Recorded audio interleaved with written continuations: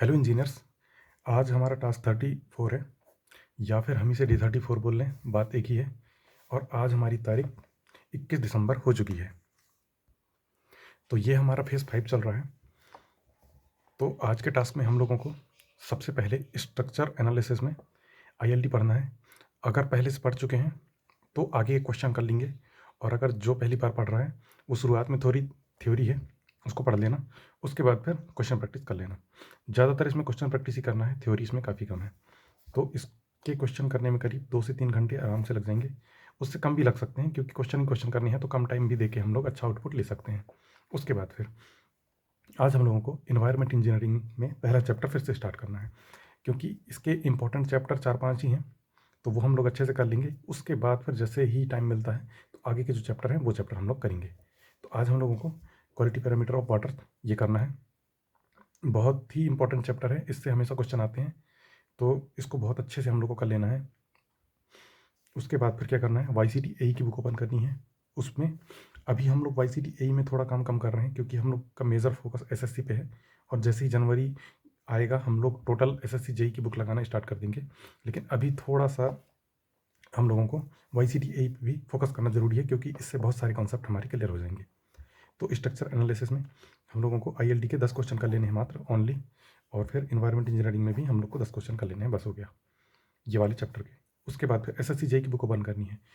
Structure analysis में जो ILD है उसके ज़्यादातर क्वेश्चन ही है, थ्योरी काफ़ी कम है। तो इसमें क्या है, हम लोगों को थ्योरी कर लेनी, क्वेश्चन जो है हम लोग को ज़्यादा करने पड़ेंगे SSC JEE के। तो इसके 50 क्वेश्चन हम लोग को कर लेने हैं। याद रहे प्रीवियस से, मतलब लेटेस्ट से प्रीवियस की ओर आना है।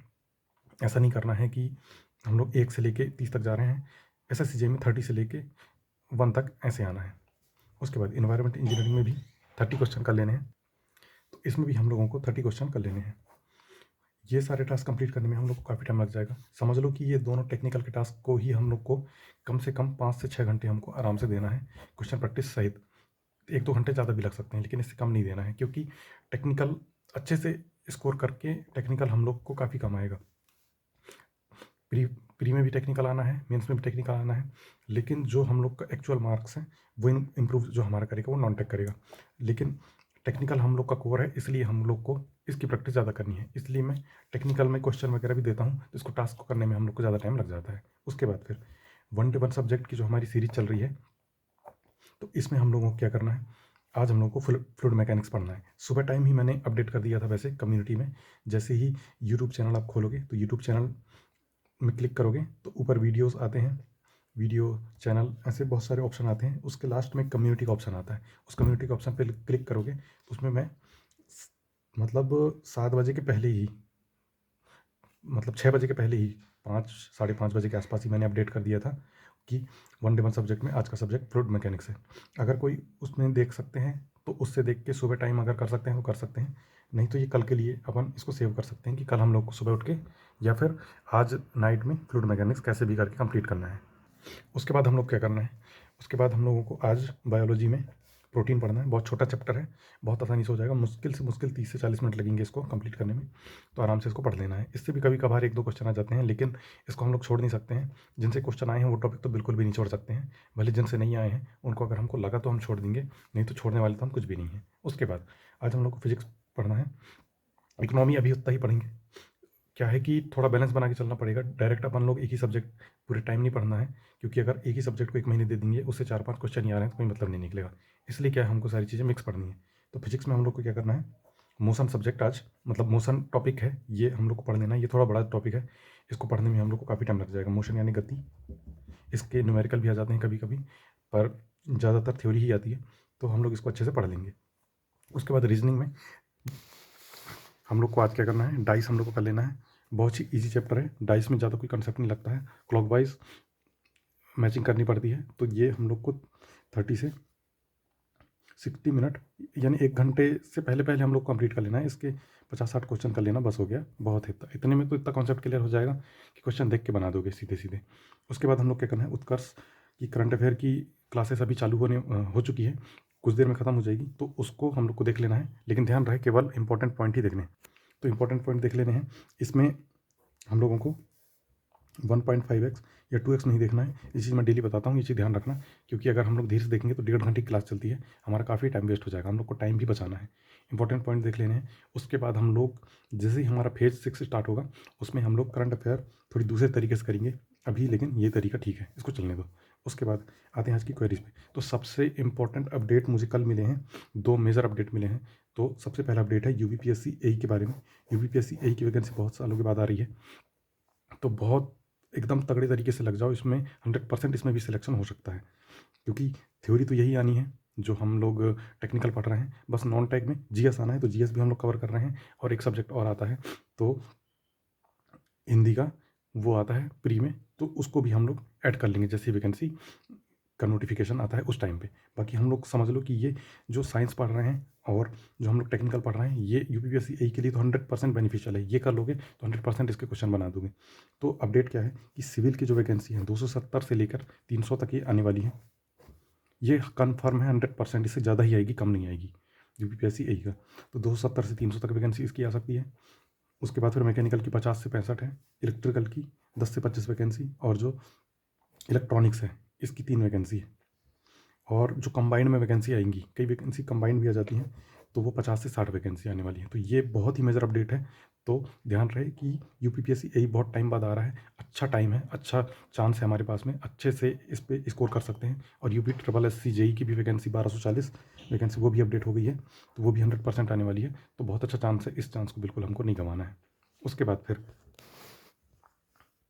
बाद एक और अपडेट मुझे मिली है आरपीएससी एई के बारे में। तो आरपीएससी एई के लिए जो आरटीआई लगाई गई थी उसका रिप्लाई आ गया है। तो उसके रिप्लाई में हम लोग को पता चला है कि पीडब्ल्यूडी की 145 वैकेंसी है, और डब्ल्यूआरडी की 120 वैकेंसी, और जो पीएचईडी हेल्थ इंजीनियरिंग डिपार्टमेंट जो है उसकी 466 वैकेंसी है, और पीआरडी यानी कि ये पंचायती राज डेवलपमेंट होता है, तो इसकी 6 वैकेंसी है। तो इसमें भी बहुत अच्छा चांस है, इसमें 737 वैकेंसी आने की चांसेस हैं। ये बहुत पहले से ही अपडेट हो गया था हम लोगों को, तो कितनी वैकेंसी आने वाली है, लेकिन किस डिपार्टमेंट में कितनी आने वाली है ये पता नहीं थी। अब हमको डिपार्टमेंट पता चल चुके हैं कि इतनी इतनी आने वाली है। तो बिल्कुल अच्छे से लग जाओ, 100% हमारा सिलेक्शन होगा।